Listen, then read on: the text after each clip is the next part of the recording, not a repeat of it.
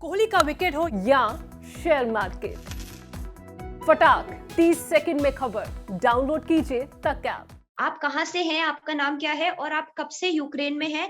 आप अपने बारे में थोड़ा-सा हमें जानकारी दीजिए पहले, उसके बाद हम इस बारे में बात करते हैं कि वहाँ पर इस वक़्त क्या स्थिति बनी हुई है? मेरा नाम प्रभात कुमार हुआ। मैं देहरादून से हूँ और मैं यहाँ पे यूक्रेन में 5 सालों से हूँ।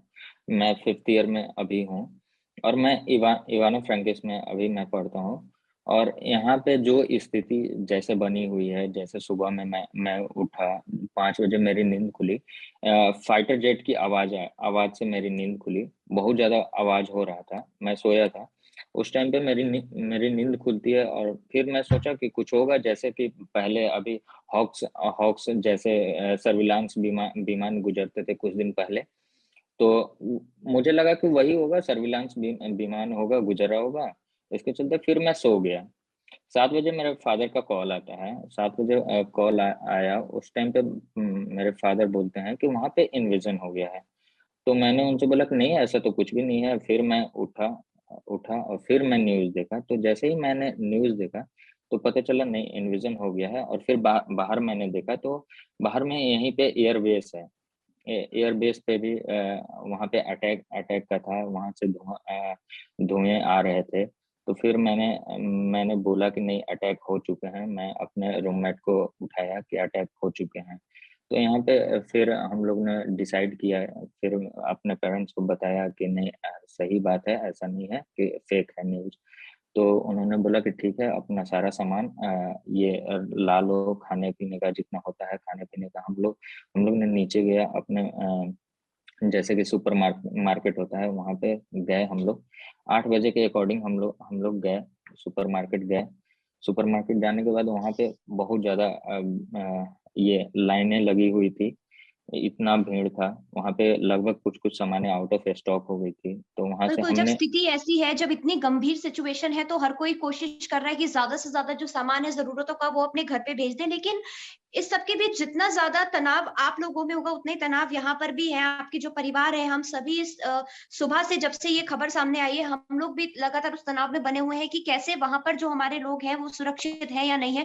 तो आपसे मैं थोड़ा ये भी जानना चाहूँगी कि क्या आप अभी, क्योंकि ज़ाहिर-सी बात है, पूरी तरह से सुरक्षित तो महसूस नहीं कर रहे होंगे, लेकिन फिर भी क्योंकि आप अभी अपने घरों में हैं, तो किस तरह की स्थिति बनी है? वहाँ की सरकार क्या आपको, आप लोगों के लिए वहाँ की सरकार क्या कह रही है कि जो बाहर से जितने भी देशों से हैं, खासतौर पर भारत से अगर आप हैं, तो आपको क्या सब इस वक़्त करना है वहाँ पर? कैसे अपने आप को सेफ रखना है? और फिर मोटे तौर पर ये जानना चाहते हैं कि आप वाक़ई बहुत ज़्यादा डर का माहौल है या फिर आप लोग घर के अंदर फिलहाल कुछ सेफ महसूस कर रहे हैं फिर भी? अभी तक तो यहाँ की गवर्नमेंट जैसे कि यहाँ की गवर्नमेंट जो है, यहाँ की गवर्नमेंट से अभी तक हम लोग का कुछ भी नहीं मिला है। और हम लोग की यूनिवर्सिटी जो है, यूनिवर्सिटी हम लोग को प्रोवाइड की है कि बंकर बंकर वगैरह का एड्रेस हम लोग को प्रोवाइड किया, और कुछ भी यहाँ की गवर्नमेंट की एडवाइजरी हमारे पास नहीं है, और एम्बेसी का केवल एडवाइजरी हमारे पास है। वॉर लाइक सिचुएशन बहुत समय से बनी हुई थी, लेकिन इस पर क्लैरिटी नहीं थी। ये सब जानते हैं कि इस पर बहुत समय से ये सिचुएशन बनी थी, लेकिन कोई भी क्लैरिटी नहीं थी। लेकिन अब अचानक से जो इस तरह के अटैक्स रशिया की तरफ से हुए हैं, उसके बाद से सभी के मन में एक तनाव बना है और बहुत ही ज़्यादा डर का माहौल भी बना हुआ है। लेकिन हम फिर भी, क्योंकि इस पूरी मीटिंग का ज़रिया इस आप लोगों से बात करने का अ, हमारा मकसद ये है कि जो आपके यहाँ पर फैमिली है, आपके फ्रेंड्स हैं और भी लोग जो हमारे साथ अभी तक जुड़ नहीं पाए हैं, कनेक्ट नहीं हो पाए, उनकी भी फैमिलीज़ अगर देख रही हैं, खास तौर पर हम कोशिश कर रहे थे कि उत्तराखंड के लोगों से हम जुड़े, क्योंकि हर वैसे तो देश भर के ही लोग वहाँ पर हैं, लेकिन उत्तराखंड में खास तौर पर, क्योंकि हम उत्तराखंड तक के माध्यम से उत्तराखंड की खबरें, उत्तराखंड से जुड़े हुए मुद्दे दिखाते हैं, तो ये भी बहुत ज़रूरी था कि उत्तराखंड के खास तौर पर जो बच्चे वहाँ पर हैं, उनसे हम लोग कनेक्ट करें। देखिए, अभी जो सिचुएशन है, जैसा कि ये लोगों ने हमें बताया है कि फिलहाल वहाँ पर से ना आना अभी पॉसिबल हो पाएगा। अभी तो सिर्फ़ यही हो सकता है कि वहाँ पर आप लोग रुक सकते हैं, और जैसे कि अभी जिस तरह की वहाँ पर क्राइसिस चल रही है, चाहे वो बैंक से कैश निकालने को लेकर हो या फिर वो ग्रोसरीज़ की लाइन हो, जो सारा स्टॉक है उसको लेकर भी। लेकिन हम फिर भी कोशिश करेंगे कि आपकी जो बातें हैं वो सरकार तक पहुँचे, और जल्द से जल्द आप लोग या तो सेफ एंड साउंड वापस आ जाएँ,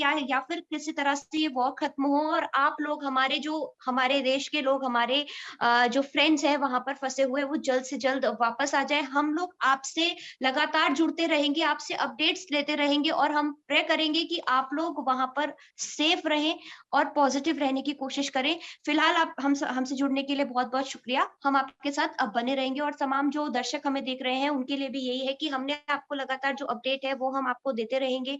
यूक्रेन में जो हमारे साथी हैं उनके साथ बने रहेंगे और जितनी भी छोटी बड़ी अपडेट्स वॉर को लेकर है या वहां पे सिचुएशन को लेकर है इंडियन डायस्पोरा की, वो भी हम आप तक पहुंचाते रहेंगे। Thank you.